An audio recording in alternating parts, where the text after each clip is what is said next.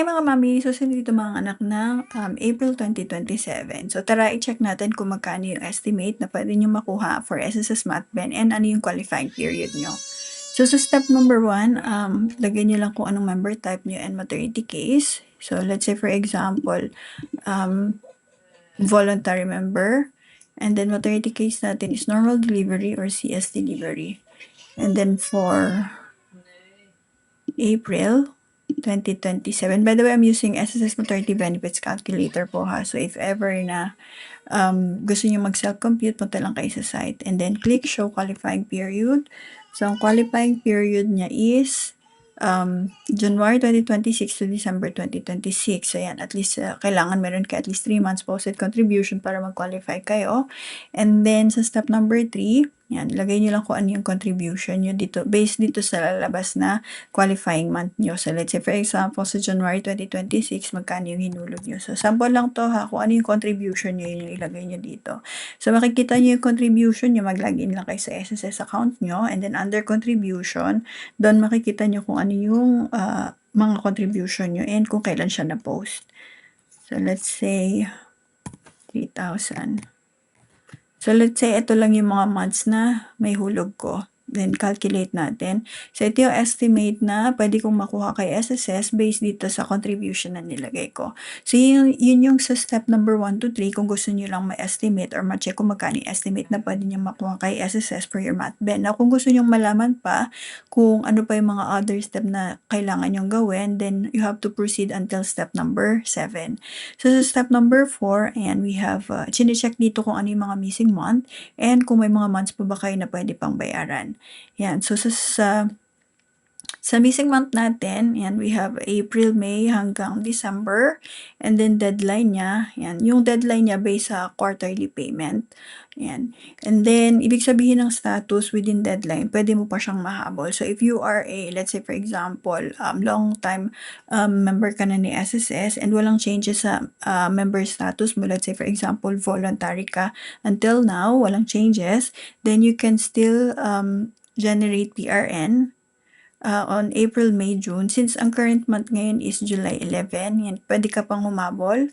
April, May, June, generate ka lang ng 1 PRN and then pay mo siya on or before end of July 31. Yan, so within deadline pa siya. Ibig sabihin, pwede mo pa siyang mahabol. And then yung July, August, September, yan, pwede mo siyang mabayaran or ang due date niya is on or before end of October. And then yung October, November, December, pwede mo pa siyang mabayaran on or before end of December. Yan. So, sa mga anak ng April 2027, pwede nyo pa siyang i-plan ahead. Ibig sabihin, pwede nyo pang ma-increasean yung benefit na pwede nyo makuha kay SSS by planning ahead kung magkano yung contribution na ibabayad nyo or i-contribute nyo.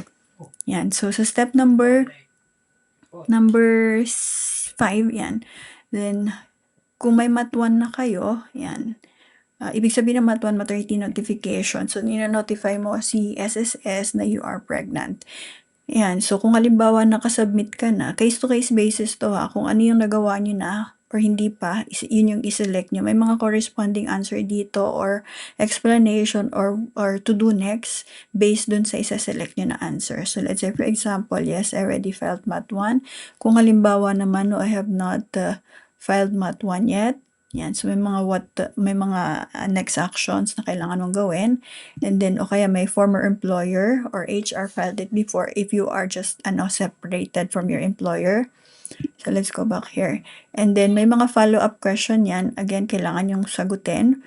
Yes, I have confirmation or proof. Kung halimbawa naman wala, ayan. So, may mga explanation dito na lalabas based dun sa answer na ilalagay mo.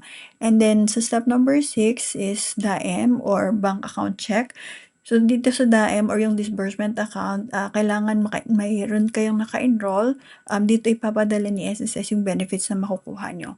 So, let's say, do you already have an approved DAEM? So, kung halimbawa meron na, yan. So, may mga other questions dito na lalabas or follow-up questions.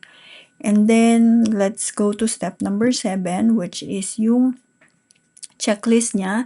So, yung MAT2 or yung maternity 2 is, fina-file siya after mga anak.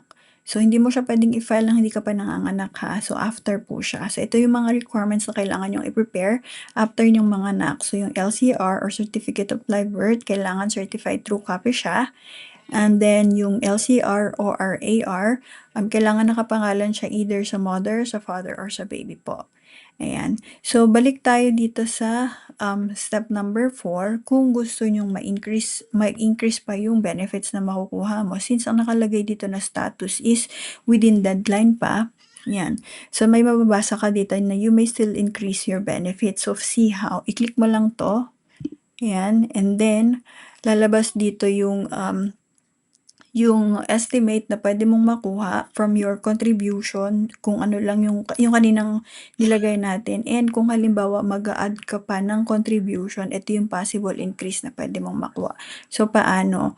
So, since again, ang current month ngayon is July 11, pwede mo pang hulugan or bayaran yung for July, August, September mo. So, for this quarter, yan, bayaran mo siya July, August, September.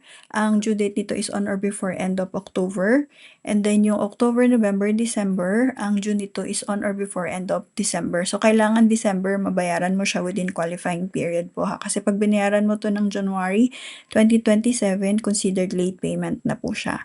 So, let's say for example, i-calculate natin yung possible increase. So, yan, mahihit mo yung max matben ni SSS. So, ayan. So, sa mga gusto magpa-compute or magpa-estimate, comment lang your EDD and your month contribution, or for self-computation po, punta lang kayo sa SSS Maternity Benefits Calculator.com. And sa mga mommies na kailangan ng extra fund po ha, I have a referral link dito. Ayan, click nyo lang to. Madadirect kayo kay Union Bank Credit Card. Wala tayong commitment dito ha, whether you're approved or not po. Pwede kayo mag-fill up po. Yan. So, if ever na ma-approve kayo, you can use it for, let's say, mga emergency expenses na kailangan yung bayaran agad, or sa mga gamit ng baby nyo.